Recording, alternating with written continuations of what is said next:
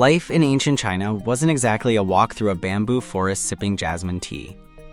It was more like tiptoeing across a rickety rope bridge held up by Confucian ideals, famine, dynastic drama, and the occasional Mongol invasion. For starters, if you were born into ancient Chinese society, your odds of dying in an unpleasantly creative way were, statistically speaking, kind of impressive. Disease, war, starvation, political purges, basically, a grab bag of fun ways to not make it to 30. And that's if you were lucky enough to be born a guy. If you were a girl, well, let's just say life expectancy was more of a suggestion than a promise. Let's talk disease. Ancient China had some of the worst public health conditions you can imagine. Waterborne illnesses like dysentery and cholera spread like wildfire, especially in densely packed cities along rivers like the Yangtze. People didn't quite grasp germ theory yet, so water was often shared by animals, sewage, drinking, and bathing, sometimes all at once. Medical treatment was based on balancing yin and yang, which sounds poetic, but usually meant either acupuncture, burning herbs near your face, or ingesting suspicious powders that might include mercury. And while traditional Chinese medicine definitely had its insights, herbal remedies, dietary recommendations, and holistic care, it also occasionally said stuff like, "Oh, you're coughing blood? Must be ghosts in your spleen." Now, if you weren't taken out by disease, nature was always ready to tag in. Flooding was the big one.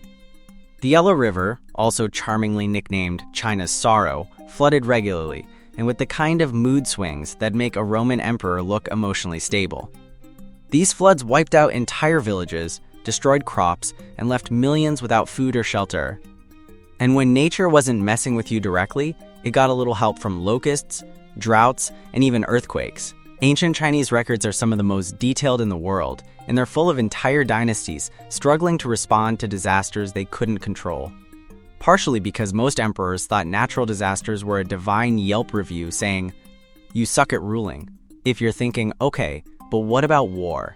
Surely not everyone was dying from puddle germs and angry clouds? Good point. War was also an enthusiastic contributor to the early death scene. For centuries, China was in a constant state of warfare between rival states, rebel factions, nomadic invasions, or just good old-fashioned dynastic collapse. Being conscripted into the army meant marching hundreds of miles with terrible equipment, worse food, and an even worse understanding of what you were doing.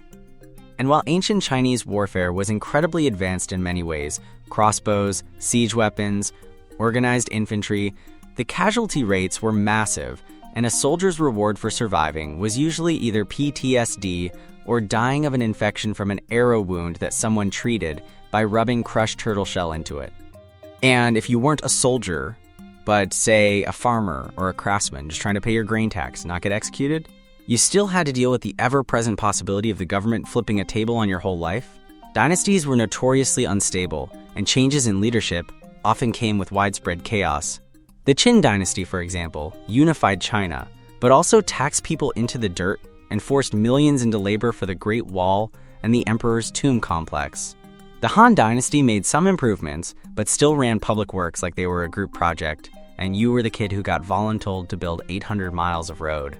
And when peasant revolts happened, which they did frequently, the government tended to respond with, "Kill everyone in the area and sort it out later."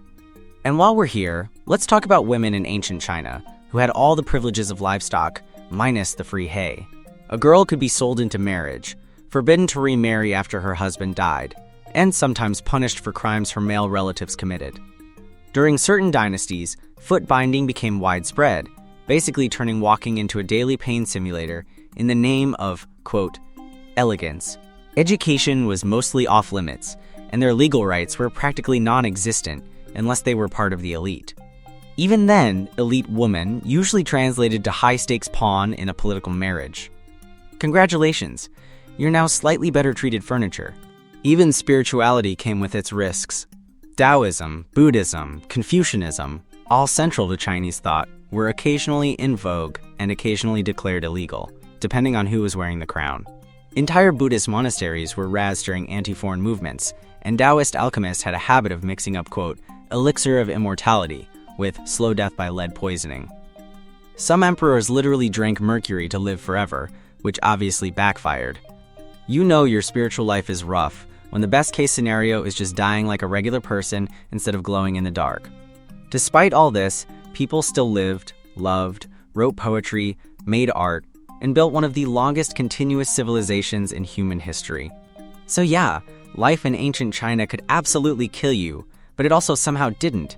Millions survived it, shaped it, and passed it down, which is a lot more impressive when you realize how many odds were stacked against them. But still, maybe skip the lead smoothies next